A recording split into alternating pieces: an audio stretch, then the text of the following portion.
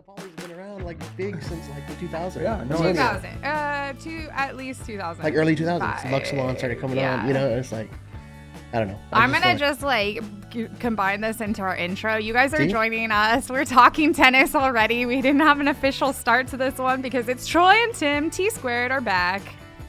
What's up? You guys really enjoyed that episode, and I appreciate all the feedback. We appreciate all the feedback, so we're back for more.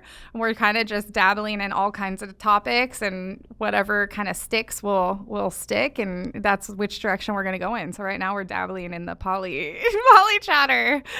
Real quick, is T Squared better than T2? Yes. T2 is the new tennis channel.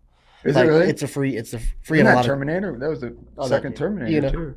D2, dear tennis channel. I appreciate everything, and I subscribe and all the things. But sometimes, I don't know. Sometimes I really appreciate the commentary on T2 because it's different and it's like kind of more experts. And then again, it's like these people that are in it that are like, ooh, I talked about that Belgian coach because he was on T2. But sometimes I don't want to watch the mixed doubles on court 15. Yeah. As much as I do love those players. I will praise it because it is free on a lot of services now. Yeah. So like if you have a Roku stick or a Roku TV, you get T2 for free. Oh, I didn't know that. Yeah, it's on like a bunch of different platforms. It's on YouTube TV. For free. Like if you already had like Roku's pretty much free if you buy a Roku TV. Yeah. Anyways, I think it's cool that it's access, and then they have like the Curios podcast, the Hanakuma on there a lot. I think Roddick too, maybe. Yeah. So yeah. Hey, T Squared is still better. T Squared's better. I'm there. T Squared. Do you want to go? Yeah. Do you want to go back to the poly chat or well, maybe that's just it. Here's a fight me. Why don't take everything somebody says as the holy grail? And that's like we're launching into that conversation about strings. Someone hears one thing and then that's what they take as the only thing. And then they go into their gear, their strokes, their tennis. And like I'll interject real quick, but just like, you know, some of the players you coach. You know, they hear one thing from a coach, you need to use a synthetic cut. You can't use poly, or you have to use a poly and they're too young, or vice versa. And that player still hasn't cut her strings out. Okay. But like, you know, it's just crazy how some people are like, people ask me a question about strings and they see me at a tournament or at a club and they want to pick my brain. Yeah. And you're like, how many hours do you have? Takes 15 minutes, you know, not 15, but like a few minutes for me to explain, like, here's the spectrum. Yeah. Let me see you hit. Yeah. What's your level? Oh, their technique's not very good. They probably shouldn't use a poly if they're not hitting cleanly. But anyways, like there's so many parts to it. There's singas, then multis, and then, okay, from the multi, go to a hybrid. And then from a hybrid, switch the strings around, do multi-mains, then do poly mains, then do full poly, then drop your tension. It's like there's such a big, and that's why like sometimes my responses on YouTube aren't one sentence, they're a paragraph, because it's not cookie cutter. Yeah. I can bring it out of gear. And this is kind of actually something I did want to mention because like I seem to always bring these like real life experiences to the chat. I had a player. She is going into high school. Good player. Had a rough, I would say 2023 was rough. She had some health issues and she's kind of picking her tennis back up. But she, from the day I first met her, she has a little bit of like performance anxiety and like puts a lot of pressure on herself to be good, as I'm seeing with a lot of these kids. And we talked about this before with people in general. Anyways, that's neither here nor there. She was working with a coach and she goes, on Monday, I was working on trying to be more consistent because I either hit too flat or too spinny. And like, I don't know how to explain it because in her head, she thinks that like the answer is hit it this way every time. And I'm trying to explain to her, every time you hit the ball, there's like all these thoughts. Is it a forehand? Is it a backhand? How do my feet have to be? Am I going to hit up? Am I going to hit through? Am I going to hit hard? Am I going to get back in? Am I going for an angle? Am I hitting short? Am I hitting deep? Exactly. Am I hitting to their forehand? Am I hitting to their backhand? But why are we losing people here? Yeah, with the thought process, like you're People are gonna hit thinking. you're gonna hit the same stroke every day. And I'll let you go right now, but I was just gonna say that comes exactly to something that me and Manish were talking about, newer playtester. Yeah. We were rallying the other day, and I'm like helping him out, getting more consistent. Yeah. Sometimes, we all do, but he has a tendency to just like Smash the ball. swing big on and you can do it when it's in your strike zone, but when it's above your shoulders, when it's below your knees, you gotta flick, spin. You gotta, like hit different margins. Yeah. And then wait for your chance to knock. Yeah. It's like boxing. You jab, jab, jab, jab, jab, knockout. Right. It's not knockout, knockout, knockout, knockout. I mean, some fighters are like, Yeah, that. I mean- it's like, But isn't that what people are paying for? But, Not to think. I guess. that's what they're Yeah, paying. but I mean, do you know how incredibly frustrating it is to work with the same player who is paying someone that way? Well, yeah, I mean, I do actually. Because yeah. they're telling me oh, we spent an hour trying to figure out how to hit this consistent ball, and I'm like, every single time we work, I talk about a rally ball. I talk about let's make 3 balls in before we start looking for a ball to attack. Are you thinking? Are you aiming? If half the time you ask if someone's aiming, they say no. Oh, maybe it's the age group I'm working with. Yeah, I really Sorry, think I'm on one, guys. they're paying to avoid thinking. The idea is I can buy these answers. I mean, isn't that really what's going on? I Isn't guess. and I then- guess that goes back to gear too. Well, yeah, I mean, the hope is I'm not going to say this part. Never mind. I'm not going to go to the gear. He's I'm like, self-editing. is this tie into I'm going big picture? Does this tie into parents giving their kids tablets nowadays to babysit? Yeah. Well, They call them tablet okay, babies. Sorry. yeah. I'm sorry. I mean, it I'm could be, sorry. but I think in my experience, people come to you and they want an answer. They don't want to think. They want an answer. And the more you charge, the more of an answer they want, right? And then if you look around, it was not long ago, we've talked about this sort of off air, but there was a guy on some tennis thing. Maybe it was a Netflix show, the tennis show, right? And he's supposedly a mental expert, yeah? Mm-hmm. And he's talking. Usually those ones have the most mental problems. Well, he's talking to 50 young girls at a tennis academy, Yeah. right? And the idea is why? The overall question is, why do I suffer from performance anxiety, and why does it cripple my game? And then he proceeds to give out the same advice to everybody in the room, which. Okay, that is not. I mean, No. how that passes through any form of Sorry. intelligence, right? Yeah. The same advice to everybody, and the underlying theme that I got from this is that whoever of you executes my advice better will be the winner. So he put them in competition with each other in a different way, right? Sooner or later, his advice is gonna land. Yeah. It's gonna I know, hit, right? and he's gonna Someone's gonna and he's get gonna go there at viral. Right. And No, then I'm just and kidding. then maybe somebody, you know how this Patrick goes. Bertaglia, is that you? Yeah, Sorry. maybe somebody goes on and does something, and then he takes credit for it. Oh yeah, this. And so the real coaching we've talked about is actually turning the onus onto the other person. You have to decide this stuff. I don't have any answers for you. Right. I can ask the questions. But when I say that, it's like, I'm an idiot. Why am I even Well, it's Right. it's really, or in my experience, it's Troy's just dying. It's really hard when you have a player telling you what they just paid $100 an hour to work on. Yeah, and my coach is certified. Yeah, Exactly. right. Oh yeah, he's level 4. Right? He's a level. Isn't it really? And you know what? I will give the coach the benefit of the doubt. A lot of times players aren't able to even explain what their lesson was correctly to share that's that true. information. That I That is believe true. 100%. However, there's always your side, my side, and the truth, right? So I'm hearing a little bit of this. However, when I say I need you to start thinking for yourself, they're like, Okay. First of all, to me, it's just global malpractice. yeah, Right? I can get behind And that. if you can't make this simple decision right here, there's no way you're going to solve a problem at 4 or 5 in the third. Absolutely no way. Right? And the more dependent you are on other people to solve your problems, the less successful you're going to be. That's just the way it is. There's no other way around it. Right?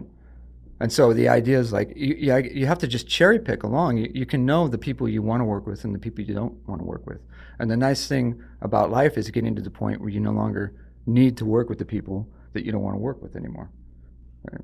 And so you just say, all right, I'm just going to ask you some questions. And you know, there's I like, started Tim Foleying her yesterday. Uh-oh. Because we can keep going deeper into this conversation because this is where I was saying at the beginning is I feel like there's so many players that are more like this than, you know, us or because we like to, I mean, we sit here at Tennis Warehouse and we talk about tennis all day from the gear to the sports psychology and mental and whatever. What is she doing on TV? Just like watching, you know, see if we see a match, you know. Oh yeah. We're constantly like bashing these pros that are like kick our butts every day. I mean, of the Oak week, and I were you know? just hitting it. I was like, dude, I gotta check the score. It was like 5-all, and then I was like, wait, I gotta check the score. I kept having to check.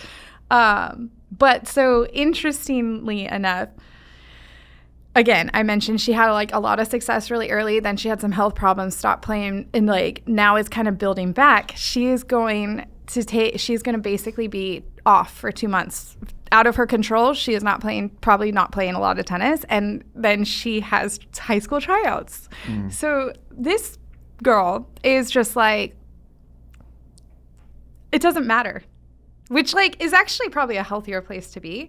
But at the same time, she and they're telling me that she's going through a slump and she's playing some of the worst tennis she's played. And I'm trying to explain that like, sometimes you can win and you feel horrible. Sometimes you can lose and you feel great. Sometimes you just don't play great. Sometimes you play really good. And it's like every one of those experiences is building you into a better player. I don't know. I'm lost. I do see where you're going with the like her kind of having that like kind of carefree mentality, or not like just because it like takes me back to like traumatic experiences from high school football. Like high school football was my life. My dad was my coach since I was 7 years old, and like you could never leave coach. Like you're at Dinner, practice, you're and talking then about he coach. drives you home. Yeah. And then I got to high school. You know, like I played quarterback, and like there's still trauma in my mind from like Mistakes. my varsity years of starting, losing my starting position. You know, like stuff like that. Like to this day, like 20 years, you know, later. And it's like I kind of wish I could go back and have more of that kind of like. But I'm starting to see life. the trauma. I'm not That's gonna the problem. Yeah. the next Matt Leinart, you know, like that's what I thought at the time. I'm lefty, but like, you know, it's crazy. But like, yeah, I wish kind of like maybe that is a good thing for her, and hopefully, you know, she'll grow. Yeah, but there's different. Okay, so look, we talked about this before, like being okay with being a 3-5. yeah, there's different spheres of coaching. Yeah. Right. Yeah. There's the formative sphere. There's the professional sphere, and there's the club sphere. There's all these spheres, right? Yeah, You have to sort yeah. of say in character, she's in the formative sphere. Yeah. This is not the time to talk about wins and losses. Yeah. Really, it really isn't. You know, it's going to take care of itself. You cannot turn somebody into a champion. Well, and I secretly believe the day I first met her, all we did was play mini tennis. Right. For like an hour. And it was just super fun. She had so much fun. And like now, I think I've said this before on this podcast too. Every time we spend an hour on the court, at least 10 minutes is like mini tennis games. And now we've like made different ways of playing mini tennis. And the ball has to bounce. The ball can't bounce. You have to play cross court. You have to play down the line. You play full court. You go cross court. I go down the line. Then the point. You know, like we've this whole thing. And that is always the part that it doesn't matter anything else. And like that for me is where she needs to be the rest of her life. I don't know. That's the form. I mean, so she's still. Would you say she's still in the formative sphere of coaching? Yeah. Okay. Then there's no point in treating her. Sorry, Like, what do you mean by formative sphere? they're developing. They're learning. They're learning the game. Most importantly, we don't. There's this sort of misperception that we explore the game through ourselves. That's not what's going on. We're exploring ourselves through the game. We're learning about ourselves. We're learning, you know, where our fault lines are. Yeah. Right. And so she's in this period where she's the formative period. Because of her age? Just because of her abilities. And just because of yeah. where she is. So yeah. like, because I was gonna say like this girl's 8th grade going into high school, maybe 14, something like that. Yeah. Yeah, So what if we're talking about you coach at an academy, and you have a young I'd still say formative. you have a young Felix Auger or a Rafael Nadal, and you know by watching them this is one of the greatest players you've ever seen at that age. Tim's like, Are yes. they? Are you treat them the same way, the formative way? Yeah, I might. Well, or okay. if you're a pro coach, I'm not talking about you. Pro coaches. So we would handle. But the I pro mean, like sphere a differently. pro academy coach, like you're coaching these juniors because you know probably 10 to 20% are going to be on the tour. Yeah, I mean, I think it's. Can I interject? No, my no, you opinion? can't. Okay, I guess I'm saying anyways. like high level performance versus like Because I still see, and I don't remember what the actual stat, but like, what do they say? Like, it takes however many hours to master something. And like, even still at that age, like, let's say a young Felix or Roger or whatever, there's so much of that experience that they have to experience to still get from point A to point B. But like, I think all of that is so important. Like, does that make sense? Because there's still, like, yes, Roger's amazing. Like, he was always amazing. He always had these beautiful strokes. But there was a point in his career where people didn't think he was amazing. And I know no one remembers that part when he was breaking rackets. It was angry Roger all the time. But, like, so I would say that was his early 20s. Oops. And then I would say even before that, when he was 13, 14, 15, he still had to put in all the hours, put in all the reps, put in all the match play, put in all of that. And that to me means formative. Yeah, I think, okay, so in what your specific answer to your question is, you have to treat those people as individuals. I treat everybody that way. Yeah, but in, you know, I mean, in an academy, okay, it's like this old physics view of the world. It's we treat people as independent, as sort of like isolated. They're interchangeable. Okay, they're just like, not if you're not ranked top 10 in the nation. Well, yeah, but there's 50 kids in this thing, Yeah. right? And they are kids. They're young, and they're like, okay, so if Troy doesn't make it, doesn't matter. We got this guy over here. There's another guy that's in the what channel, I'm thinking. Like some right? of these coaches. No, it's true. That are these. I feel like maybe even like a local academy. Like they started their academy in a smaller part of the world where tennis isn't huge. Maybe like this area, and they coach hundreds and hundreds of kids for generations. But if they can bank and they can land like 1 or 2 stars. They live off that. Like I coached, say in this area, Andre Dome. So, you know, like they kind of glory, you know, they're looking for their prize fish. And then they kind of live off that for like a generation. Whereas See, I'm just like, I'm all out of that. You know, I'm like, Yeah. so I'm just talking about different levels of like coaching and like, or you, just like you said, are you coaching somebody, you know, they're just want to do this because they want to learn tennis and be active for their life. But then I just kind of more have come from that like level, like coaching experience, like my dad and stuff, who like really was like treating these kids like he was trying to get them Division I scholarships, you know, even when they were in 7th grade. Like he coached Napoleon Kaufman, who played for the Raiders, and he knew what that level was like. And not that he would treat the other kids any worse, but I'm just kind of like thinking your mindset versus like high performance level coaching versus like, okay, we're just running a drop-in tennis class at the country club. Yeah, well, okay, so it's different spheres, right, and different tools. So for the pro, I mean, I think this high performance though, it has all the categories. Do you know what I mean? That's just. Yeah, I mean, pro tennis is about winning. Pro sports is about winning, right? But even then, you could say like you're looking for somebody who's really more interested in mastery than winning, because mastery, right, generally leads to winning, but winning does not lead to mastery. Those are different That's true. things. That's why you got to have good strokes. I'm just kidding. Can you get a 10 out of 10 on a racket score? Do you believe in 10 out of 10s? I mean, yeah. Would but you ever it's- rate something 10 out of 10? No, I mean, not really. I mean, it sort of exists, right? But, I don't know. Does it? I've never rated a product 10 out of 10. yeah, I mean, well, but also it's like we're looking for flaws in everything, Are we right? right? We're always like, Well, no, I'm the opposite. I'm looking for something better. There's got to be something but there can be more. lots of 10s, right? This I could have don't been know. a 10, and then the next time it's like, oh, that was a 10. This is also a 10. Because your rubric, your perception of what a 10 is changes. Right. But it's still a That's 10. true. You know, so that's the other argument. But I'm going to pull up some questions, comments, and concerns that we got from the previous episode that I think would be fun to maybe just chatter over.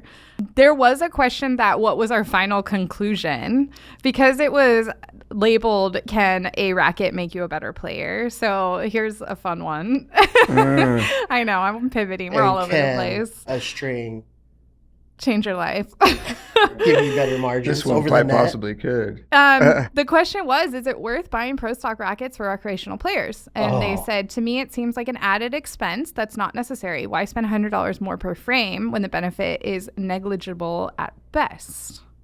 Which, like, I will also say the prices are getting a little crazy. Yeah, right. That's what I was going to say too. Like a regular retail racket's like $250 to $3. Yeah. So is a Pro Stock that much more? You might even Exactly. find It's just going- the prices are online. just You going might up. find a Pro Stock even cheaper. Right? And again, No, I'm just kidding. I'm not going to lie. Secondhand rackets are, as long as they're not beat up, broken, they're still in good condition. We sell a bunch of used frames. That's a great way to start your like journey into trying maybe something different. You talking about used? Yeah. Yeah, like we have a great selection of used rackets and good deals. Yeah. Whether it's like you're just picking up your first and you're experimenting, or I think the used program is great for those people that have their pure arrow and they need a backup, or their E-zone and they just need a backup and they don't want to pay full. Get a B grade. Yeah. Our B grade looks like it's been hit with 5 times. It's like, it's a great deal. Anyways, Try it I'm just out. pumping out Okay, our so- used program. No, it is. So what's the conclusion? What do you guys think? Pro stock rackets for recreational players? No. Yeah. That's the other sphere, right? I mean, it's not that this recreational player has nothing in common with the pro player, and they don't want to, right? They want to have. I mean, why is everybody channeled? I mean, it's like there's like one direction in tennis. Well, okay, I gotta pause because, and this isn't to push pro stock, but one of the comments and one of the side discussions we had was the feel. And like you have a recreational player, let's say they just grabbed a racket from Costco, Target, Walmart, wherever. That's like a graphite frame. Then let's say they graduate into a graphite racket that we carry, or, a tennis retailer carries, their pro shop carries, great. That's going to feel different. But then are you leveling up to another feel option with maybe a pro stock racket? Not because it's like, well, this is what the pros use, but the actual experience of hitting. Like when we did the tennis ball stuff, it's like, if you can control all the things that you can control, why would you not play with the best ball that you have access to? So the question, just like you said, is it necessary? No. Heck no. Is it fun? Do you have the resources to buy these rackets? If you do, shoo, more power to you. Yeah. And like, since the last time we had this conversation, we hit with some pro stock rackets, and I was like, about half hour into it, I was like, oh, maybe I changed my mind. But I don't know if it's more the racket or the specs. But then also we've been testing a lot of the Wilson Pro Labs that we have. The 6-1, the Ultra Pro, which we've had for a while, and then just on the recent release on the site, the Blade Pros. And they do have a really unique feel. I don't know for sure, I've said this before, but I think they have that foam fill construction because, like, to me, they remind me of some of these older Dunlops, like the Dunlop Strixon Revo 2.0, which turned into the 2.0 Tour now. But anyways, like, really nice feel, really good, pleasurable feel. Those rackets, those Pro Lab rackets, are the same price just about as the regular blades or other, so do you need it? No, but like, and there's definitely they're like a certain spec too. Like the Blade Pros have really high swing weight, so I wouldn't recommend that for most people. Like we saw one of the girls at the Ojai from the Pac-12, was it Stanford girl that had the Blade Pro? Oh yeah. So like a certain type of player can use that racket and be effective, but necessary? No. Fun, enjoyable for a high level, upper intermediate to advanced player. Heck yeah, they feel, there's nice feel to them. So. Well, yeah, go ahead. Blind test. That would be fun. Right, you got to blind test it because everybody knows what's in their hand. Right, and then you're like, oh, this is a pro. This is going to be better. I would also say it's like a soda commercial, man. Yeah, no, right? It doesn't matter what level you are. If you want to be like geeked out in gear, like play the game. I always talk about my wine thing, and don't come at me. Yes, I drink wine. We live in the wine country. It's all good. It's fine. But I like to learn, and I like to what does that taste like? What does this blend taste like? What does the wine from here taste like? So this is just kind of a fun way to, and I mean, it's the same with strings and customization. It's just it's jump fun in. It's fun to play with. Yeah, exactly. But is it necessary? No. Okay. And I would carry that. Sorry. No, you're good. Into the gear, but carry that into shoes. Yeah. Like my favorite shoe to play in. I've been saying this for a while. I don't know if it's not the most expensive shoe on the site, but it's up there. The Court FF3. Like every time I have to grab a shoe, like I need something to like be there for me. It feels great, supportive. Like I go to that shoe. I don't even like the look of it. Like I don't say it's bad looking, but like I like other shoes cosmetically. I think the GP Challenge one's cooler looking, but that shoe's not as like to me. The Novak, the Court FF3 is like the support, the stability, great. The feel, the comfort. Is it that much better than maybe some other shoes for like close to half the price or something like that? Maybe not, but like out of all the shoes in my drawer, that's the one. 30 pairs or 20 pairs. Yeah. Like that's a really good shoe. Like it's just comfortable, it's supportive, and I don't know. Anyways, it's kind of like going into that pro stock of like a racket. Like, yeah. Am I pushing it because it's the most, one of the more expensive ones? No. I'm playing it. And actually, no one's paying attention. There's some, and I'm just saying this because there's some really good there's some really good deals on shoes right now. And I think some of those are under $100, which again is a great deal. Yeah. Let's see. One of the other comments, what about the benefits of smaller rackets like mid-size? I'm sure if you warm up with a Max 200G or similar each session, you're more likely to develop earlier preparation, correct positioning, and more accurate ball tracking. That's just a comment. And I think that kind of goes back to like thinking for yourself also. Is it true? Yeah. I would go ahead and say, I'm not saying smaller rackets, but I know like an RF97 makes me work harder than a Pure Drive. Yeah, that checks out. I mean, if I'm in the right mentality, I guess I could just miss and not give a crap. Well, one's a club, I mean. They're both clubs. Yeah, one's super heavy. Yeah. It's tough to get it around. You got to be pretty deliberate with that. It's personal. It's personal. Mm-hmm. Yeah, I mean, there's no answer if that's what this person believes, and that's what happens, right? Yeah. I mean, I'm a big fan. Like, I don't play with really small head sizes like back in the day, but I'm more of a fan of a 95 to a 97. I don't think I've ever switched or like made the switch to a 100 square inch racket. I think the biggest is 98. So like, I like the slightly smaller head sizes compared to the 100. That's pretty common nowadays, just because I guess maybe touch and feel is a part of my game, precision. Mm-hmm.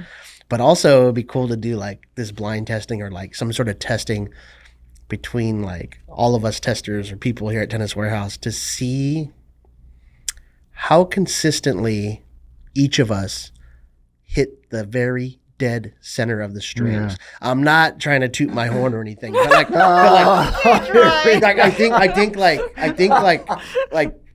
I don't feel like hundreds reward me in certain ways. Like I think they're I feel more like, forgiving. Yeah, but like I don't know. Like I feel like a 95 is plenty forgiving, or like 97 is plenty forgiving for what I like. And we all shank the ball, but like even when we have our still camera shots, like hitting the.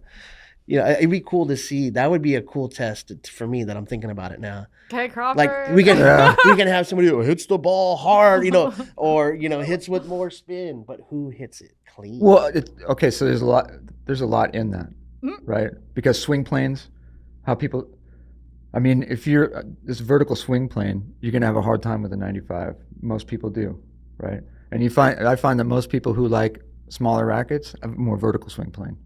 Like through the ball? Yeah, a little more through. I'm not saying directly through like 1920 cell, right? But then in that case, Michelle would be putting out the exactly. I'm pretty confident in how clean I hit the ball. Yeah. See? So But also the smaller heads provide more instant feedback. Yeah. Right? If you're a little bit off, you feel it. On a 120, if you're a little bit off, you're not even sure whether thing's landing in there. You're like, it feels like nothing's a mishit. Here's a fight me. Fight me. We're just gonna we're gonna name this episode "Fight Me." Only the right training and technique and the correct racket for your style can make you a better player. Fight me. Only what did they say? That's a lot. Only the right training and technique and the correct racket for your style can make you a better player. That's not going very far out on a limb. That's just I don't. That's a lot of words to say nothing. Yeah. Fight me. What does that mean? I don't know, because what's the right What's the training? right? What's correct? What's the right racket? What's your style? Yeah, no, it's a very They're basically saying that like everybody's like Well, should be. I think like I would totally say that's not true because I've talked about this before. Let's say you take someone off the street and you put them in an academy. They're going to get better real fast because they're all of a sudden putting 20 to 40 hours of time on the court that they weren't doing before. And like, if you're not learning, then what's happening? Right. But then it's like, which person did you take off the street? An athletically inclined, rhythmic person or somebody that has... Well, your athletically inclined person's going to really... and the other person's going to... But it's there's both no going to be... way. There's no way you can't get better, right? Well, yeah, I mean, better's that word, right? How are we going to define better? There's no way your tennis can't be here and that you all of a sudden add hours of more that it doesn't improve. You're gonna you're gonna get to your max faster. How about that? There you go. Right. So it's just DNA. You're maxed out. You either everybody has a max. You don't know what it is. You discover it. Right. This idea that we can anything can happen and everybody can be great. That's not true. The idea that the guy who wants it the most, or the person who wants it the most, that's not true at all. That's great for selling books and stuff, but it's not true. I mean, you could take and it's obvious, right? We have these. You understand when you see somebody who's capped out. There's nothing you can do, right? And so, like the same is it's just when it comes to better athletes, that's a weird word, right? Better athletes, yeah. More coordinated people. Their cap is invisible, but you see it happen right in front of you. All of a sudden, they get to a point and they can't do anything else in the game. Oh, that's the cap. Yeah. Okay. Yeah. Right. They're capped. They're done. It's not a criticism. It's just a statement of reality, right? There's a bunch of things, but like, I mean, I think what you're saying, as far as like someone that has a certain ability level, but like, no matter how hard they work, they can't get better. I think there's like perspective on that, right? Like hard work can get you a lot. You're going to get determination. but you're still going to you're just going to achieve your max. That's all you're going to do, and whatever that you're going to discover it. We don't know what it is. Yeah, right? like there's ways of looking at that, right? There's certain people that are born with gifts, and no matter how much weights you lift or how many drills you did, they're never going to run the football like Barry Sanders or whatever. Right. Yeah, you're gonna. I mean, just before I had my first son, I was coaching this very famous child development researcher, and I didn't know it. And when somebody said to me, you're coaching this person, I didn't believe it because they were always late. And when they did show up, they sometimes forgot their racket. So I was like, it's not possible. Then I said, and I asked him, and he confirmed this was part of their test to like hire me. And so I was just about to have my first son, and so I said, well, this is great, about my first son. Do you have any advice? Coach me. Yeah, and he said, without missing a beat, he said, well, we've been doing this, my wife and I, for like 50 years, and we're not very certain that you can help them at all, but we're quite certain that you can F them up. And this is really, true. After having kids, they just are what they are. And if you try and stop them, or you try and, push them into a way, you end up causing more damage than good. Same with tennis coaches. Well, that's what I'm saying. That's where I'm headed with this. It's like, so I don't believe that you can get anybody to a spot, but you can certainly stop them from getting there. Yeah. So like you're saying, as a whatever a good parent is or a good coach, you can help that child, that player, get very close to their max potential, like reach their peaks. But as a bad coach or a bad person, you can really keep them back from getting there, right? Like you can really deter them, distract them, mess up their life, mess up their playing career. What we started with, all this misinformation. They listen on TV. Okay, so you don't even know what they really heard, right? But they listen on TV and somebody goes on and they say like, oh yeah, this is how you do this. There's only one way to do it and this is it. Now, maybe they didn't even hear it, right? But that is bad advice to begin with. There's as many ways to play this game as there are people playing it, right? And then they get sold on that. Maybe they misheard it even. And now they're stuck, right? And now they're completely following bad advice. And how much time do they spend on this dead end? Well, and then just to even go beyond that, because you were talking about trauma in football, and like you can probably recall the things that were negative in your world or things that people said, players said, coaches, I'm not talking about your dad, but coaches said, oh, exactly. Yeah, even my dad should probably You- say that. Yeah. you can remember those things, or I shouldn't say you. I know I personally can remember those things way easier than all the positive things that were ever said. And like, I don't know, that's like a whole nother conversation. There's like a whole study on it that like that's the human, like we hang on to these like negative, what is it called? Negative bias or something.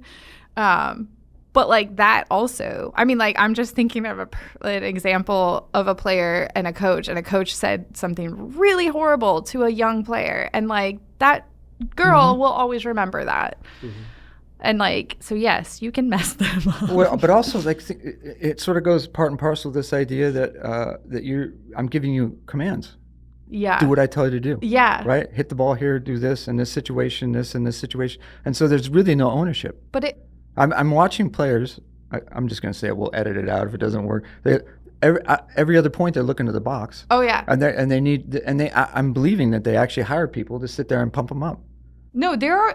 There are. Okay, well that's ridiculous. Let's go back 50 years ago. Guys like Connors and Bohr, and we're looking at a box. They didn't need help. Laver was like he didn't need any help.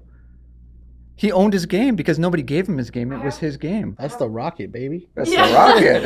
But like I have thoughts in my head because I'm thinking as much as like, I don't know. But even like this, sorry to cut you. No, you're but good. the day we went to the Ojai Yeah. and we were talking about like on those back courts and Yeah. like you being at the academy. Yeah. And like this isn't directly tied to that, but just like I was telling you, like when I played tournaments or when I played at Hancock, the junior college, I loved being off on court number 700 by myself. I would play my best when no one was around. But then when like my family would come or, you know, and not that I don't like, I played football in front of thousands of people. Yeah. Like I know what it's like to be in the arena, but I just like that. I could be free. I could kind of like not, I wouldn't be thinking about anything. It would be less distracting, like in a little bubble. And I know you were saying like it was kind of traumatic, but like you get thrown out there and you're like, they sent me throw her out there. I'd I'd be like, hell away. yeah, I like that. Like, you know? Yeah. No. Yeah. It's interesting. I feel like I could be like more self-reflecting when I was just peaceful and just me and the opponent. Let's go to war. Just me and you. Who's gonna live? Right. You know. I'm thinking about my whole life now. But Well, and I'm also thinking about like as a coach, I've always tried not always, trust me. This second part of me trying to be a coach is me trying to add the confidence that I know is like missing from so many players. And like, I don't know, but you can't add confidence. but you can remind them that they can do things in the same way that you can mess them up by saying they can't do things. Well, okay, yeah, but yeah. So like, yeah. It's okay. It's not something external that you put in, like confidence, right? That's a weird concept that people have. Like, I need confidence to win. Okay, But have you been how do I told get you're like confident? Win? horrible at tennis your whole life, or you just suck Well, that's as a okay. human? That's malpractice, right? That's but what you I'm. can't. I can't control that. Yeah. But I can control saying like, "Hey, that's not true. You can do this." Okay. Yeah. But okay. All right. So here, that's an interesting topic, right? Because if the first row is crooked, every subsequent row is crooked. Yeah, but right? But It's like the parking in order lot. to fix this, right? In order to fix this, you have to go back to square one. but you can't. Then you're done. So I'm doing what I can Yeah, control. but that's what I'm saying. You have to get them back to square one, which is like, wait, that was bad input.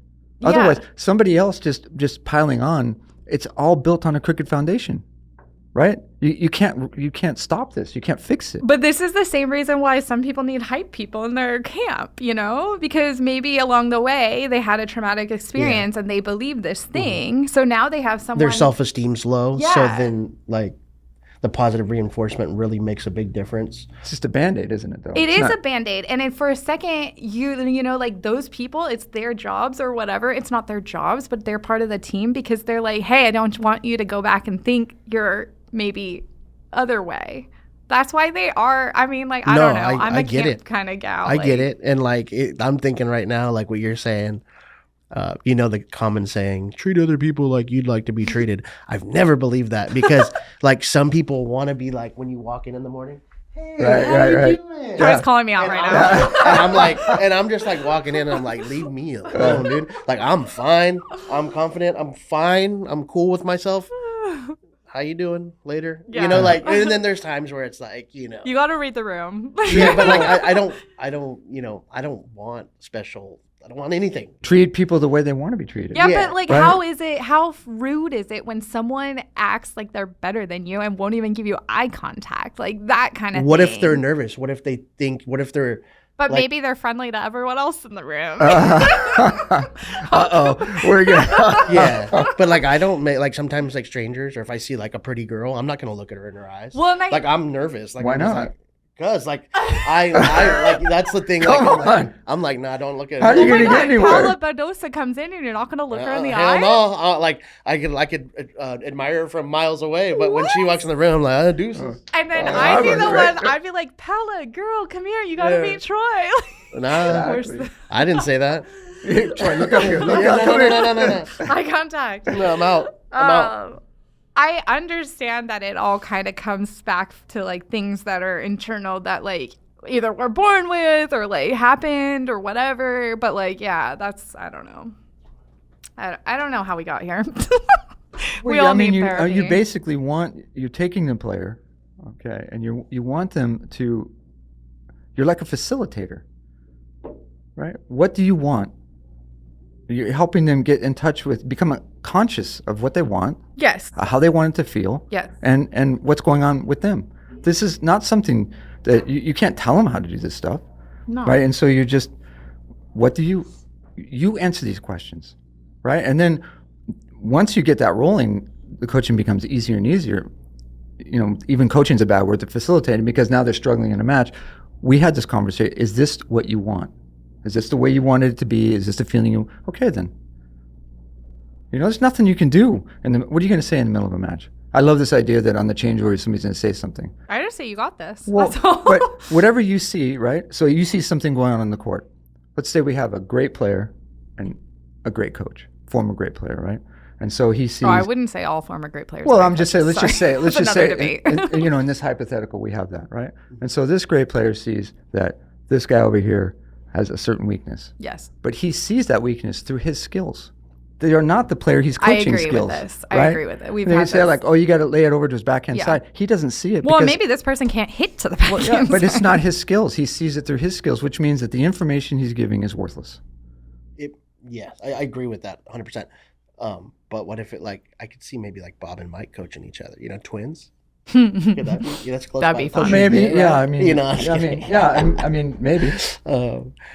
Yeah, no, I agree with what you're saying though. Like trying to reflect your thoughts, your mind, what you should be doing, what you think you should be doing on, you know, a player sometimes is like. Yeah, I mean, and also, it's the problems are their solutions, right? So, that being the case, you have to really clearly identify the problem, and that doesn't go on very often. You know, if you have a player in every sport, right? Here's a player who's hit 1 million balls, and suddenly they can't hit the shot. Okay, that skill didn't disappear, right? There's no way it He's disappeared. handicapped by his. Well, okay. What we Internal- this is the Is that problem, what's right? going Here. No, well, I would say so. But what's the correction? Yeah, what's right. the correction? So a typical coach comes out and they go, you know, keep your elbow in close or step in or some crap like It's that, the right? nerves, maybe. It's Yeah, I would So say give this. him like a shot. Yeah, you give him a shot. Oh yeah, a beta blocker. Yeah, Right? like, woo, I'm loose, baby. What's happened is the moments become too big. That's what's happened. The skills didn't disappear. They're, you know, wherever they reside, they're not gone, right? The connection is missing. The moments become too big. How do you practice that? It's like You shrink the moment. So if you can, you shrink the moment, Yeah. right? Wait, we literally just watched who lost to Djokovic. The 5-setter. I keep wanting to say Musetti. It wasn't Musetti. Bellucci. Sarah, Bellucci. Where did that come from? Sarah Ronnie? No, Bellucci was the 5-setter. The 5-setter. Yeah. Waldo, right? Or whatever. Cerundolo. Cerundolo. Yes, they are. Judges. Cerundolo. We Cerundolo. just watched that happen with Cerundolo.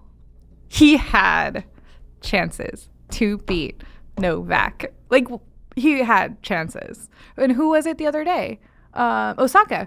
Match point against Iga.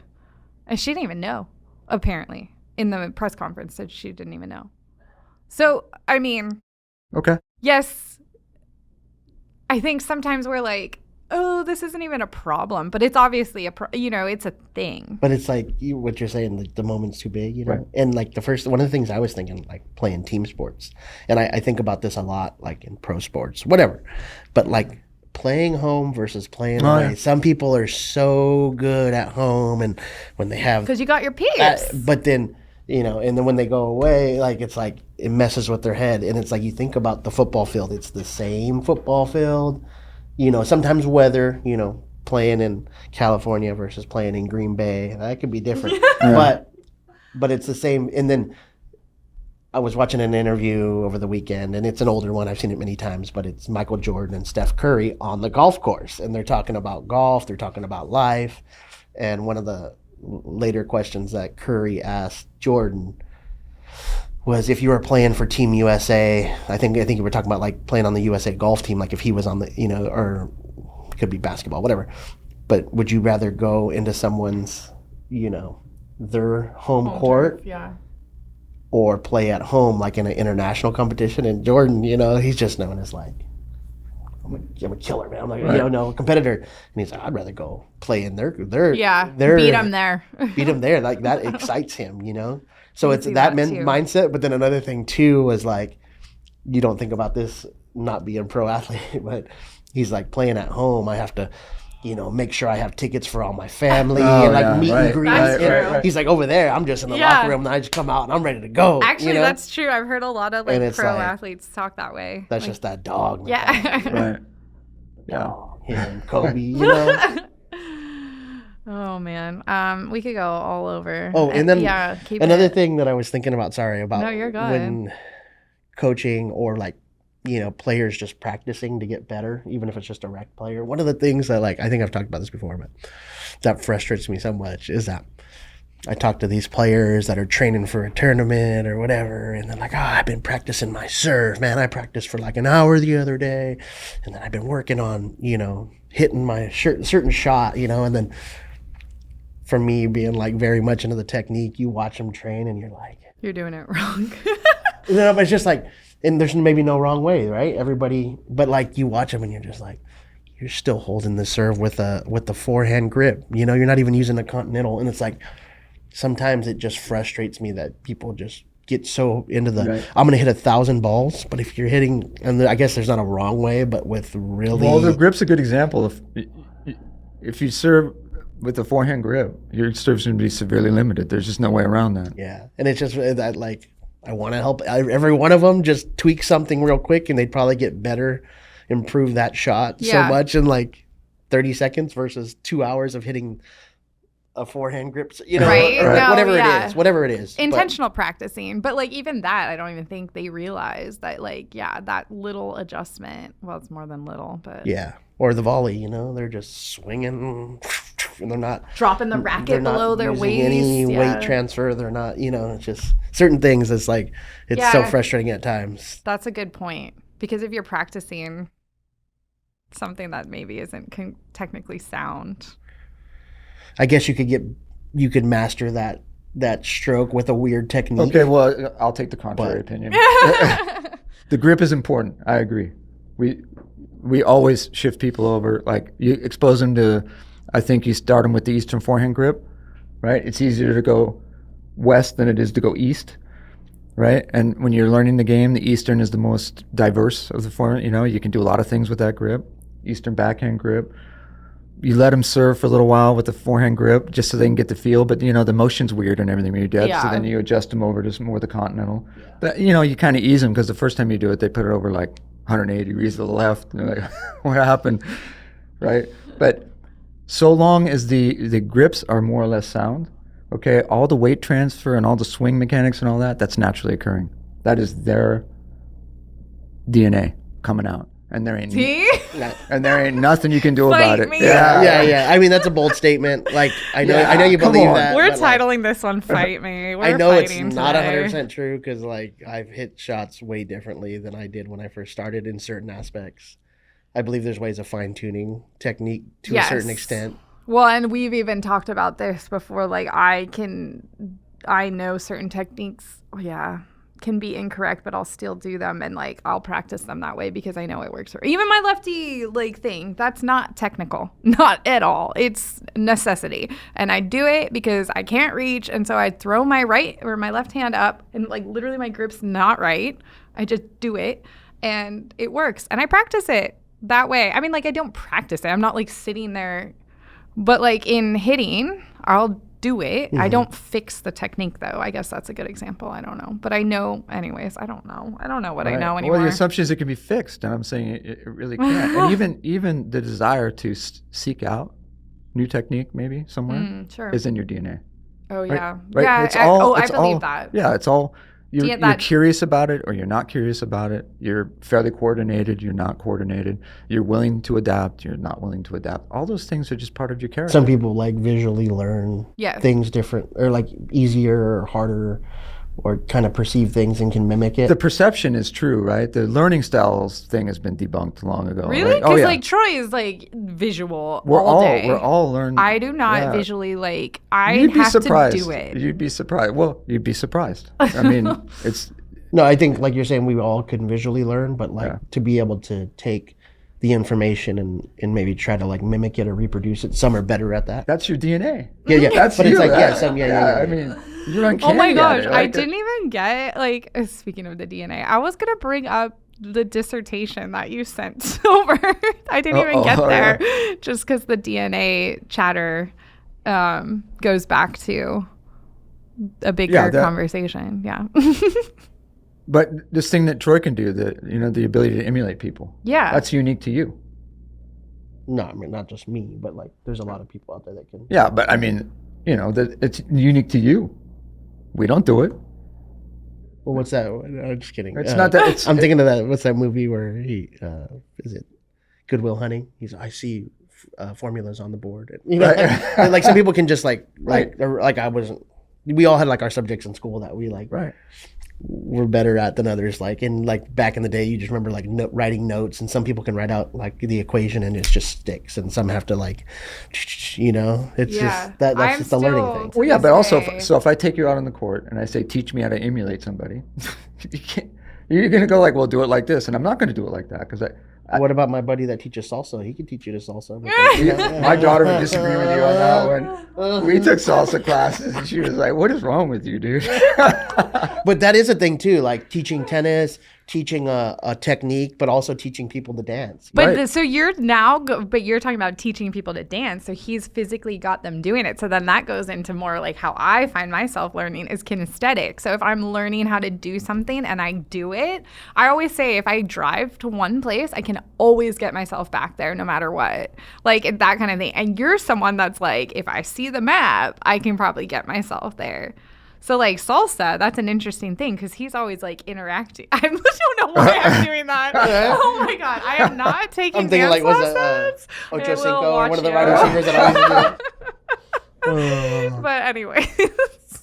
This is all good stuff. We're all in the weeds. But it does take me back, like you were saying, like child development. Like I did kinesiology at Cal Poly, and we had, for kinesiology, we had like a class. It was Dr. Kelly Hall. And it was really interesting about the stuff we learned about like in the first couple years, how much, like children can develop things, but like there are certain things that they've studied and found like you can only tweak so much. And it was even like in a exercise physiology or biomechanics, but one of my professors was talking about how there's only like a 5% window at a certain point of like human performance where you can actually improve like a person's fast twitch, like speed, like fibers.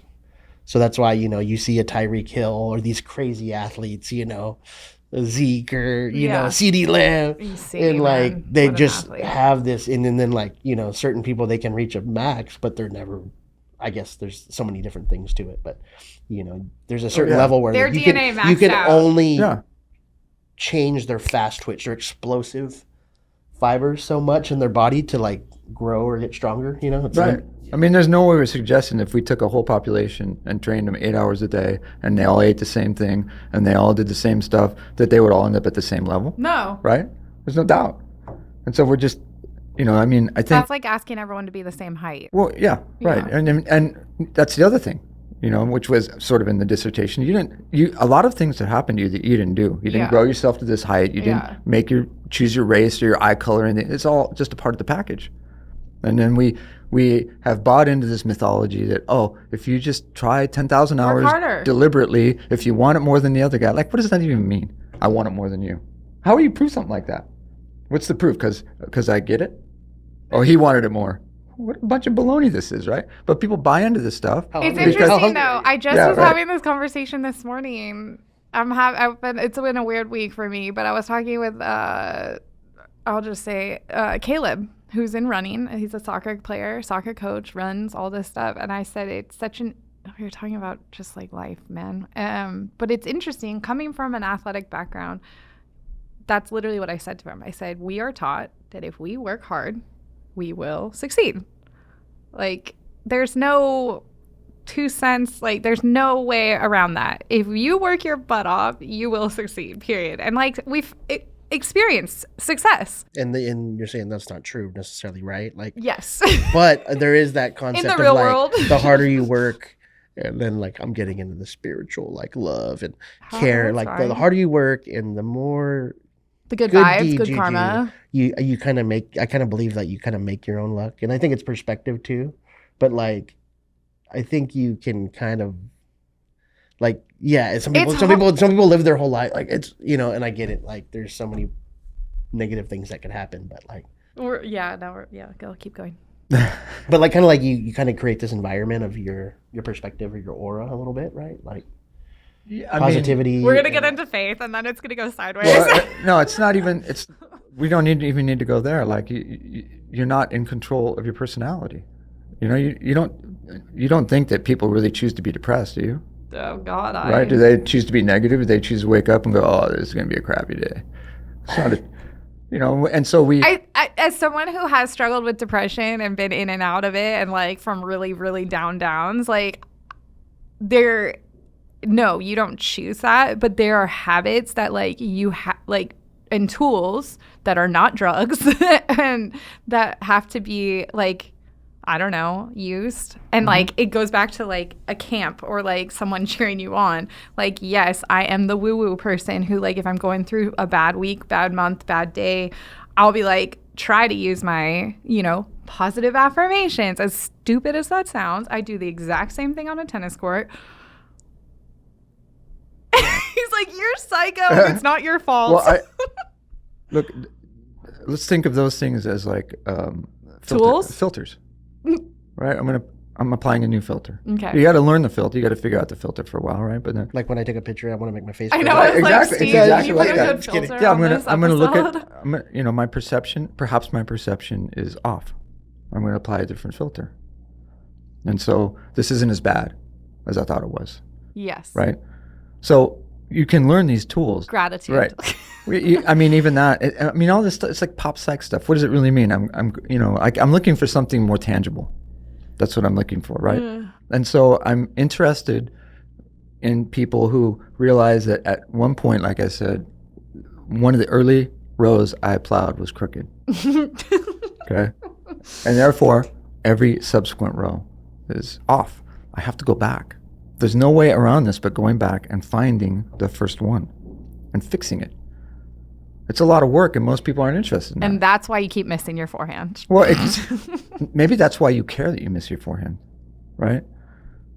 Like, I just picture somebody out there hitting the back fence every time and just laughing. Like, yeah, this is great. I guess at that point, just play racquetball and just hit the ball.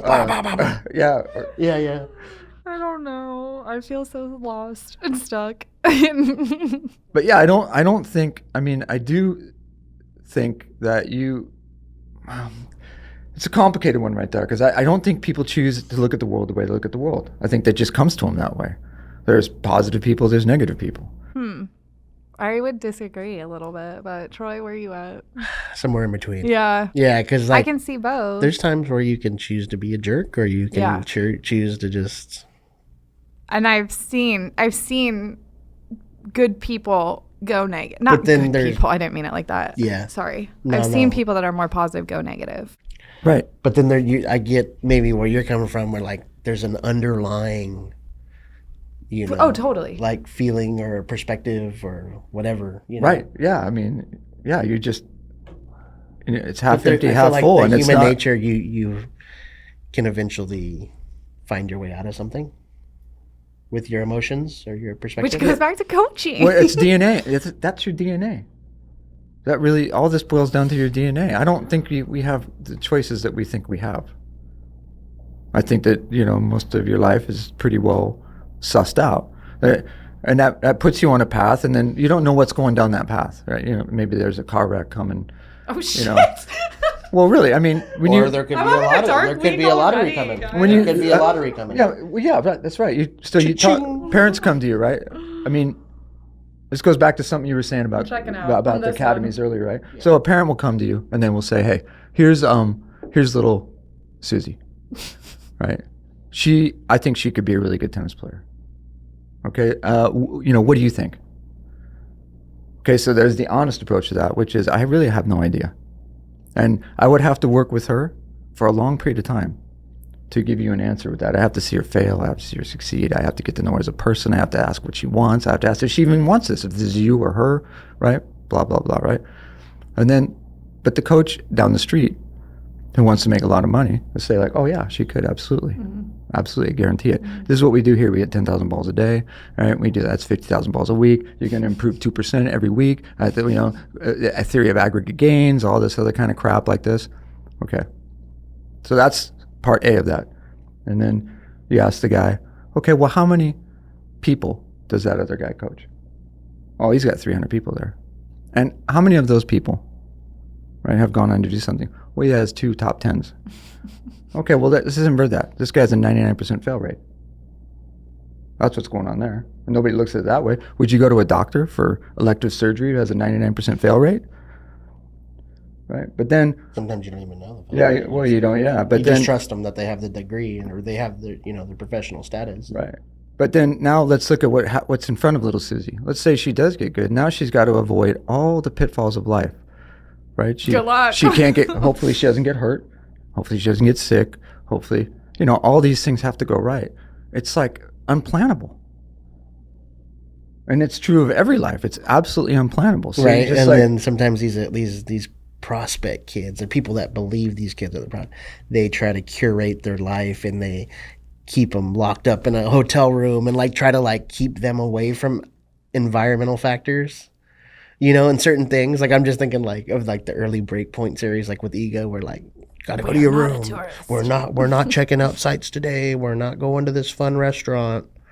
Right. Or like just like how people dealt with being in the pandemic versus like the athletes, like some of them that were like NBA players that were trapped in the bubble thing or whatever, like thrived in it, and some hated it. Yeah. Just like the Dominic Thiem story I talk about, Yeah. where like he was the professional, very consummate professional hard worker, and his freedom after a match in a Grand Slam was to go out to a restaurant, have a good meal, see stuff. He wasn't going to go out partying all night. And when you took that away from him, it really killed the fun in his professional career. Whereas like they made the example of like, these, I'm not going to, maybe like Dan Evans or Benoit Paire, or, these other players where it's like, oh, they're in the bubble. They can't go out. They can't do these things. It's actually helping them. I don't know. yeah, no. I mean, in the end, the only thing you can do, like perfecting today is the best plan for any possible tomorrow. That's all you can do. There's nothing else to think about. So. Well, that's another episode. Right? My brain's The rest is not unknown. I there. mean, everything else you're dealing with is just like great things could be coming your way. And it's not like they're coming. You just don't know, what your path is going to intersect with. There's all kinds of stuff out there. And when it's kind of to what you were saying, I think it was Warren Buffett bought a diamond company. Berkshire Hathaway bought one on a chance meeting in a hotel lobby. Figure that. mean, these things happen all the time. You just right place, right time kind of stuff. And then wrong place, wrong time. Mm-hmm. Nobody intends to get in a wreck, you know. I mean, wakes up in the morning going, I'm going to smash my car. So how much control is there? I mean, and then How you react to these things? Well, yeah, but also like this is really the fundamental question of coaching. How much control do you have? Right? If I can't promise everybody. We finish this episode and I quit coaching forever. How much input do you have? You have all these other forces going on. Is it parents in the school, or a civilian's life, a recreational person? They've got their family, they've got their job, they've got, whatever they listen to on TV, and the not pro racket, right?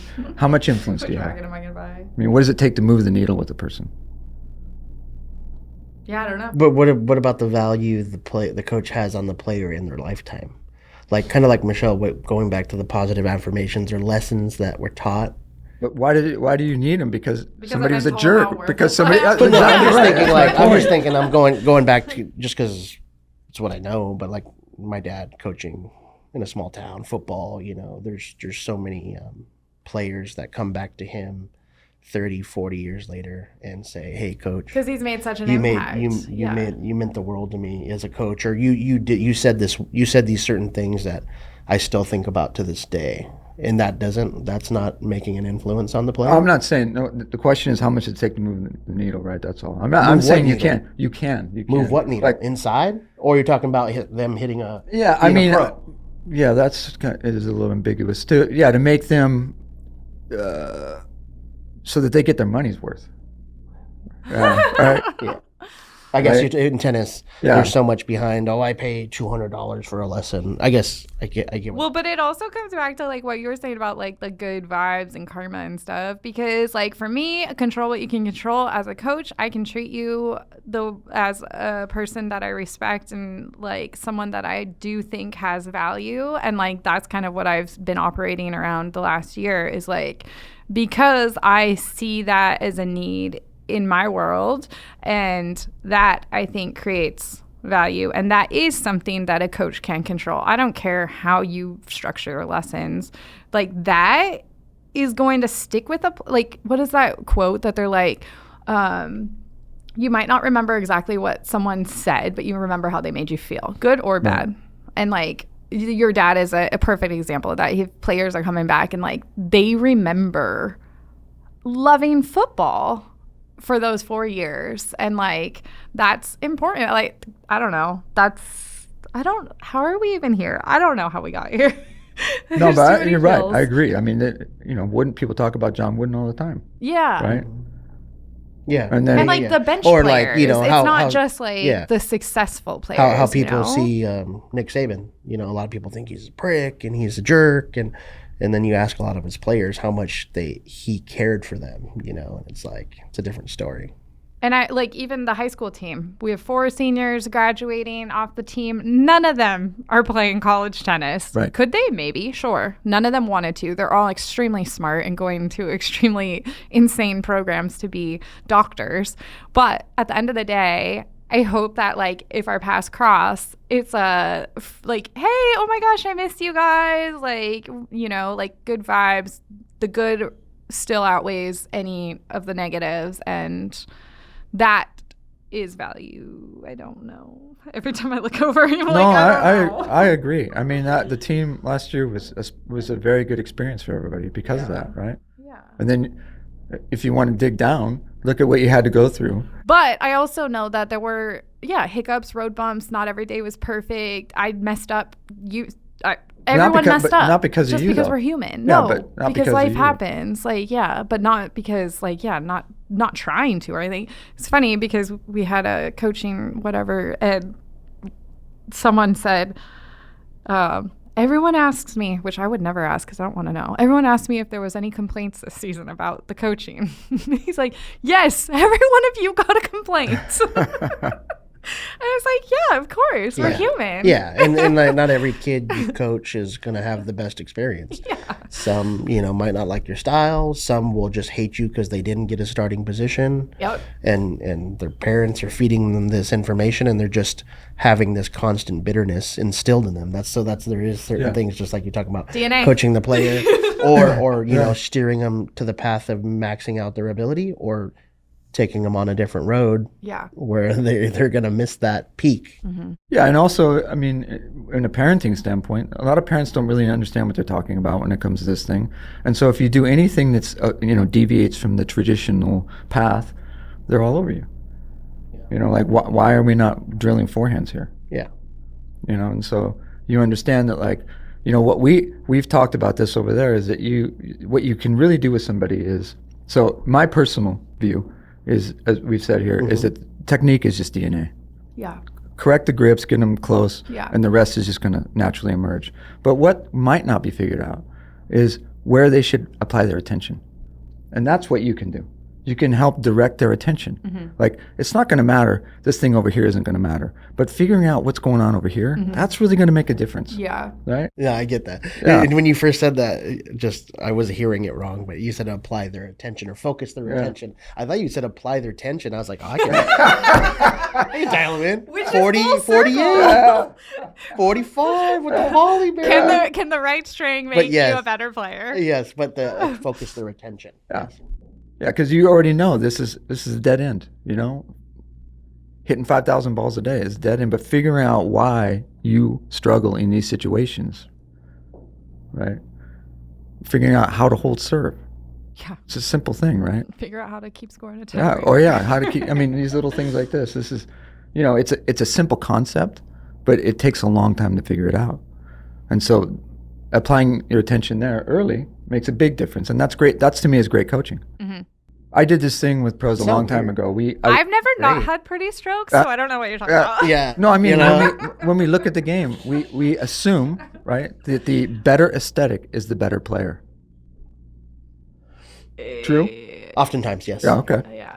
If you don't know much, you just come out like, oh man, that guy hits a sick looking shot. Yeah, that's like, wow. And then, it's like balance looks great. And then you see another guy just, right? And you're like, oh, that's clearly There's a funny comment that I'm not going to repeat that you've mentioned to me about something that was said about someone. There was like an internal conversation about the way certain people's tennis looks. And yeah. Yeah, so, I did a thing with a bunch of pros a long time ago. It started to bother me. Right, that the people I was teaching, I felt like they weren't ugly strokes? Well, they weren't getting any better than anybody else. I was watching the people play over there, and so this guy's losing to Bob. You give him a bunch of lessons, he's still losing to Bob, and Bob's not taking. Were you lessons. blaming yourself? Well, I'm charging a lot of money. I think they should get their money's worth. So then I talked to my colleagues, and they're like, "Oh yeah, Troy's way better, right? Michelle's way better." I'm like, I'm not sure about this. So I filmed a bunch of weird strokes, right, and then I would show the pros, and then I would stop it just about the moment of impact. And I'd go, tell me if this ball goes in or out. They couldn't tell. Not very well. And then I would show one player and another player. I could tell me who wins this match. They couldn't tell. Right? That says a lot about what we really know. No, I agree. Now I'm thinking. Smart. Well, and it's just like you say, like tennis, the way the sport is structured, the scoring, the winning and losing, right. Who hits the ball in the rectangle one more time. Exactly. That's all it boils down to. But now I'm thinking, because I like the aesthetics, I like the beauty. Maybe we should find a way to do like tennis. Like a competition. Figure skating. Yeah. Figure skating. 9.9. Yeah. We start our own thing. We're gonna be judging you. Who cares if I can beat you or not? Right? Well, no. I literally told you after that 6-1 play test, I was like, in my head, there was this weird shift, and I've been at Tennis Warehouse for over 10 years, and like, it must come up every now and then, but I was like, stop playing to look pretty. I know Manisha's been talking about this a lot too. It's like, stop playing to look good and just start playing like you're grinding in a tournament and you refuse to lose a point to this guy. And like a little shift, And like all of a sudden I was like, okay, cool, now we're playing tennis again. But like, yeah, sometimes on the filming, that's a little behind the curtain, but like sometimes on the filming it's like, oh, that was a shank and I won the point, let's do another one, let's like do it, you know, please don't use that footage, like make sure it's like this forehand winner. But then all of a sudden you're like, wait, this is what? You guys are prima donnas. Well, I am a prima donna. That's okay. I mean, yes, I do play like 1-2 tennis, like, but also if you're playing someone like Mark Boone on a slower court outside, you can't always get away with that. Well, that's going to go on a long time. And then you're just going to make mistake after mistake after mistake trying to hit your clean winner after the second ball. Yeah, so finally freaking start grinding. Okay. Yeah, but why do we call it grinding? It has such a negative connotation to it, right? Well, for me, grinding... Grinder, pusher. Grinding to me is like actually grinding because I'm used to hitting like no more than 3 balls. So it is a grind to like... But if you're a grinder, I don't know. I'm not a grinder. Well, even then, the longer the point, the more balls you get to hit, the more exercise. I mean, it's a win-win-win for everybody, right? Unless... I like to play without doing that, though. But you can play 1-2 tennis. Look, you can play 1-2 tennis. You're just going to lose. No. I mean, well, I figured it out, but like... But wait. That's the thing. That's the thing right there. Okay. 1-2 tennis is always available to you. Yeah. All right? You just have to make peace with losing. Because if you... I totally agree with that. You can play Booney and 1-2. You're going to lose. Not always, but it's on that day. Okay, not always. Yeah. But so what? But so what? You played your game. It doesn't matter. Right? I think, so when Mats Wielander told this story when we were doing these clinics, he was doing some exhibitions with Jim Courier. Mm-hmm. And he's spotting like 10 years to Courier, right? And so they played, it was a three match series, I think, like Friday, Saturday, Sunday, something like that. So Sunday he was tired. He had lost the other 2. He was tired and sore. And he said, I just didn't have the energy to run around. So he just went out and just started banging the ball, which is very uncharacteristic for him, right? And he's banging the ball and he wins. And on the way out, Jim's like, hey, see, that's how you got to do it, Matt. You just got to hit the ball and you win. And then Matt said, I don't care about winning. I don't want to hit the ball. I like spinning the ball back and running around. Right? Mm-hmm. Okay. Like this guy, I'm going to say, like, I doubt his mentality has changed. He probably got to number 1 in the world because he wasn't so worried about it, right? And you'll find that the people who are most, generally speaking, I'm generalizing, right, who are most fixated on winning have the biggest problem winning. That's why Yannick Sinner is number 1 in the world right now. I don't know that, but I would say like the reason you need to win is the reason you can't win, or the reason you don't win. That's always in the way. And so back to directing people, if you run into this person and you got to decode that for yourself. What is going on there? Because if you don't decode it, putting their attention in the right, if you don't decode it, you're stalled out here. Yeah. And that might also be DNA. But what you're just saying, that personally helped me back when I used to play tournaments a lot, singles, going 10, 15 years ago. I used to care so much about losing and local players. Oh, I can't lose to this guy. If people find out I lose to this guy, this scrapper, they're just going to talk crap. And I cared so much. And I got to another level. And I started beating players that I didn't think I could beat because I told myself I'm going to go out. I don't care if I lose first round. Screw it. Lose first round or, whatever. And I was like, I'm going to hit the first serves flat. I'm going to hit them hard. I'm going to go for the corners. I'm going to hit the ball. I don't care if I lose. Who cares? If I lose, then I got more of a weekend to go do things. And like, I was like, oh crap, I'm actually beating players. Like, and I wasn't playing, necessarily stupid like crazy, but I stopped, getting in that push mentality and just kind of trying to grit out points because I stopped caring about winning or losing. Yeah, and also, did you experience that when you won, it didn't matter so much anyway? Yeah. How would you tell someone to stop caring about winning and losing? It's tough. I think you have to come to acceptance inside yourself. Yeah, you can't tell them. That's just giving, right? No, I know, but it's prescriptive. What you just said is actually the issue that we're trying to overcome, and at every level. Yeah, because I could win a tournament at like a 4-0 or 4-5 back then, and I would beat these guys, grind them out that were older than me, older players, and because I had wheels at the time, and then I'd win, and I didn't feel good about it. I'm like, you just played ugly, crappy, scrappy tennis, and you're never gonna get to 4-5 or 5-0. if you play like this. You're gonna, because I've gone down to LA and played 4-5s, and the 4-5s down in LA are like, definitely that's a different world. They're like They're 5-0s open, around yeah. here. Yeah. Like everybody around here just kind of like self-rates themselves. I'm not saying around here, but in totally. certain places of the world. Yeah. And The and I'm 4-5s in LA are like the former college players that are over 40. Yeah. Like I had a D1 former player that'd been out of college for like 20 years. Exactly. Playing with a Wilson 118 racket, full bed of Lux, and just tuned me up like 3-3. And I'm like, damn, but like I went through, and I had to go through all those experiences of hating myself, losing, to finally come to that acceptance. Like, who cares? Go out and hit the ball. I was like, what would Roger do? What would these, and just like think like that, you know, go for your serve. Like, who cares? Yeah. And it freed me at a certain point. Right. It's so interesting. And I know we're all way in the weeds, but you saying that, and like, I always kind of have said that, like, I like to play a certain way, like game plan A, and like coaches, quote unquote coaches in my past hate that. Cause like there are a lot of coaches that are like, you got to watch how this player's playing. You got to figure out what their weakness is, and you got to like lean in. And I'm like, I know what I can do, and I know what I like to do, and I know what I want to do. And that's how I want to play always. But then they're so quick, like, okay, my footwork's not great today, so my second shot's not working, or my forehand's not working, or whatever's not working, my first serve's not working. They're so quick. Coaches can be so quick to be like, okay, game plan B.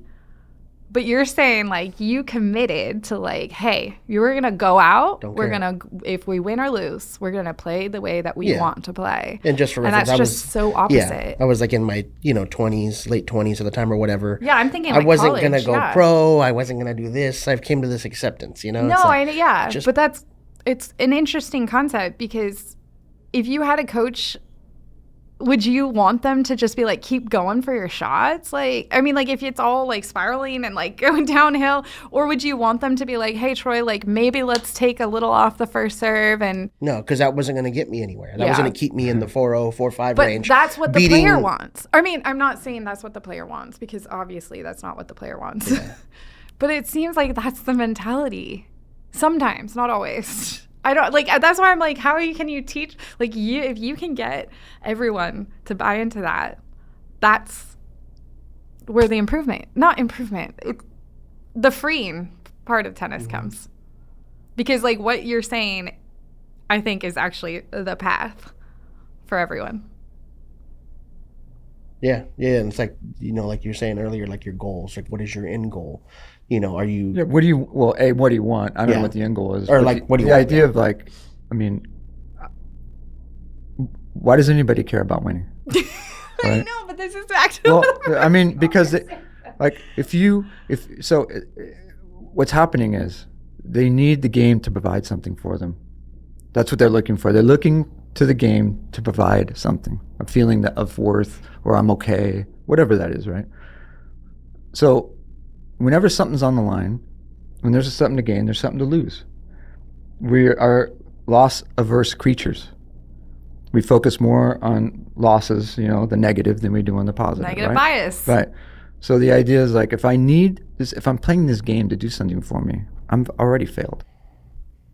Stop using the game to do something for you and start doing something for the game. Oh, yeah. Wow, yeah. Give back. That's it. Give to the game. And we're done. Right? No, but I get what you understand. I mean, it's like, if you fill that hole in yourself. But how do you do that? That's a personal thing, right? Like, why do I need it? Why do I need it? And then you sit down and you grab the threads and unravel that, and you go like, what do I need in this? Yeah, I don't know. I mean, a game can't give you anything. I know. Right? It's like you're looking at this as some field of procurement instead of field of play. Right? It's just play.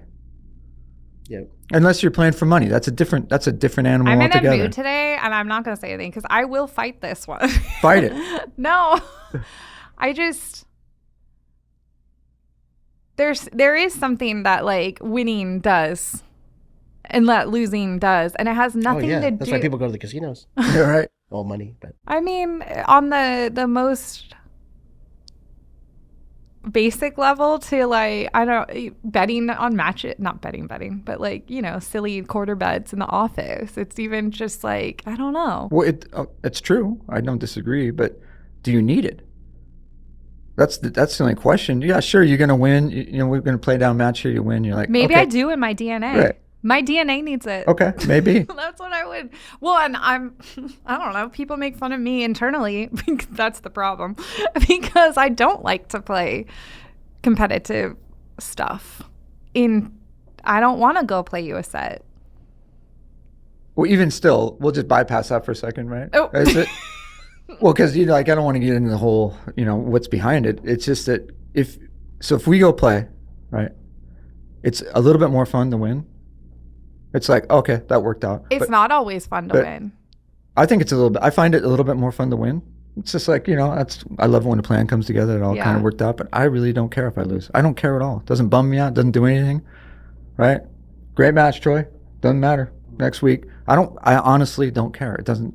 Like I said, it's this much more fun to win. Yeah. I'm happy out there. I think you're the exception. If Troy hits a shot, if he hits an amazing shot, I'm as happy for you as you are. That was amazing. Same. Yeah. No, and like, sorry, real quick, but like, I'm naturally competitive, so I do naturally tend to like to win more. But like you said, winning is not always fun or whatever. Like, I don't like winning when I see a friend of mine hurt or like upset or like I feel like there's like conflict. Yeah, or I'm making that person sad. Sometimes I have that compassion after the fact where like I'm like, damn, I just beat that person, but they like really hate their life right now. And like me, if I would have lost it, I probably would have been a little upset, but it depends on how big a stake we're talking. Right. But still, like, you know what I'm saying? Like, there's That's not going to happen here, I don't think. But like, there ain't going to be no controversy either. And back in the day, when we used to do singles matches and stuff. I'm not going to have any controversy. Yeah, but you're just a naturally like chilling guy, you know. I used to go crazy. Yeah, so did I. When I was crazy. I mean, I still go crazy. Yeah.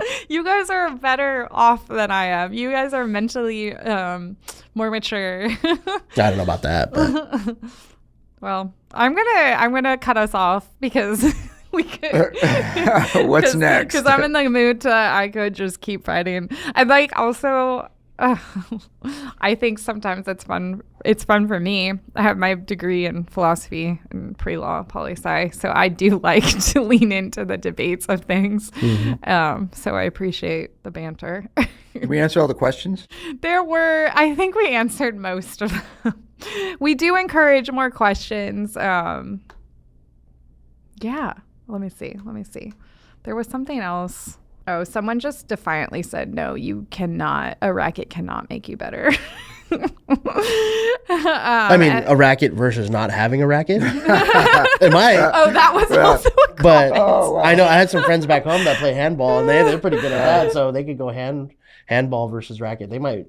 Yeah, that was a pretty funny comment. I've actually seen. We had a guy on the JV team who was using one of those Big 5 metal rackets. Yeah. And then I just gave him one that we had here. Yeah. It made him better. Well, okay. That made him better. Okay. Did it move the needle? Yeah, that moved the needle. that is something, and like I don't think the people buying a racket at Walmart or Target or wherever, eBay or Amazon, anyways, I don't know if they're listening to this podcast since we're pretty technical, but I've seen people asking about like buying the Costco, like the head Costco pre-strong. They're like, should I buy this? And everyone's like, oh yeah, it's a great first racket, but once you get into, we talked about this already. Right. And there's so many things with those really cheap ones, like there's no grommets.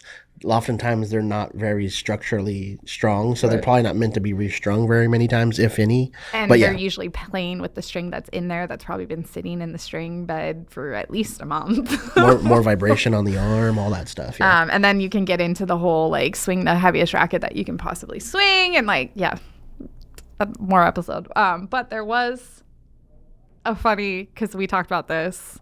The universal problem in tennis is the ball above your shoulder on the backhand. If anyone had figured it out, Rafa would have probably had trouble. Yeah. Well, that's definitely a talk between teaching the one-hander and the two-hander. And I go back to like, I remember hearing an interview with Roger, and they're like, "What would you teach your kids?" And he's like, "Oh, I would teach them a 2, you know." just to handle that. And then shot. we talked about that last time. There's some talks of like players developing into a 2-handed return and a 1-handed during the rally. Yes. But the 2-hander someone like Novak or really, he's the greatest returner of all time. Right. Him, Agassi. Agassi. Yeah, I was like, but being limber and, definitely or being able to get up. Yeah. Versus the 1, which is just crazy. All you can really do is try to block it. But. Yeah. And then there was some banter on, we had talked about players that were using different rackets to return with and to serve with. Like, why didn't more players do that? Or yeah, and were you even saying something about the other day we were talking tennis, and you were like, "I wish I could have the extended racket on my serve." Yeah, exactly. Go gadget. Yeah, but like some players, I just kind of was explaining like there's pros. Rafa, for example, he uses standard length, but like I remember Marty Fish supposedly used an extended 1/2 inch and. You can maximize that on the serve, hold the bot, but then when you come up to the net, choke up a little, right. So you can kind of like adapt how you hold it during a match. Yeah, you would like to serve like the old that chain racket that was like an inch longer. The 28. Una, or what was it called? It was the long body. Long body. Yeah. The 28 was it inch. just the one? Yeah, no. That was you're talking about the mono shaft. That was like Connors, I think, or somebody that had the mono shaft with no yoke. Yeah. But this was the crossbar. Yeah, the crossbar regular 28 inch. The blue that and thing green one. served great, but it was rough on the ground. I mean, regular ground strokes, it was. Yeah. And then, someone mentioned that Cressy has 2 different rackets. He uses one on serve, one on return. And then someone said, do you think that's just change in tension? Or I guess we had mentioned that. Which I think full circle. Is Cressy the one that went to a while for a minute? I think so. Yeah. He's like a French. Yeah. Does he rep the American flag, though? And he played at UCLA. I don't know who he plays under, but yeah, he's always been a Babolat Aero racket for a long time. And he was New Balance, like shoes and stuff, but he plays under American flag, yeah. Yeah, but French, I think origin, French maybe. Background, yes. Yes, he was born in Paris. That's cool.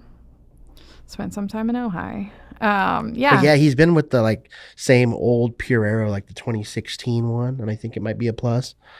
And like he's been using it, and I think there was talks where he even tried going Technofiber for a little bit, which would have been cool, like the French background, the French brand. But I think when he practices, he still uses he goes back to the Aero. Oh, yeah, that's interesting. Because then if you're just drilling groundies, which racket do you drill with? Because you serve and hit and you return and hit. That's interesting. Good thoughts. Yeah, someone said that there was a doubles player, they can't remember who, that also was switching on serves and returns, and it just became obvious when they were doing the tiebreak, which makes sense. Yeah. Cool. Well, thanks you guys for joining. Keep giving us comments, feedback, questions, things to debate and fight over, and we'll see you next time. Happy hitting. Peace. Bye. I'm gonna go cry now. Yeah.